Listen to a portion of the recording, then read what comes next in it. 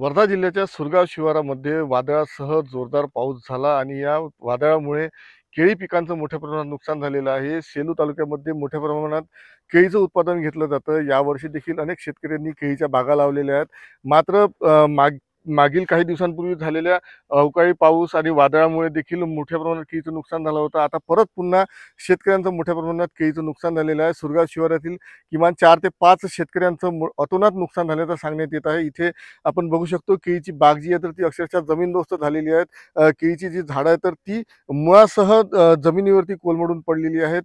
केळीचं जे फळ आहे तर ते फळ देखील जमिनीवरती पडलेले आहेत।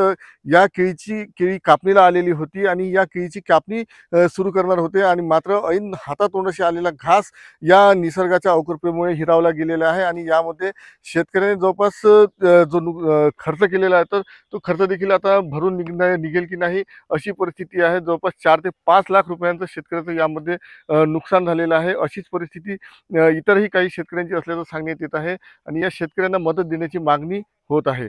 महेश मुंजावर, T9 मराठी, सुरगाव, वर्धा।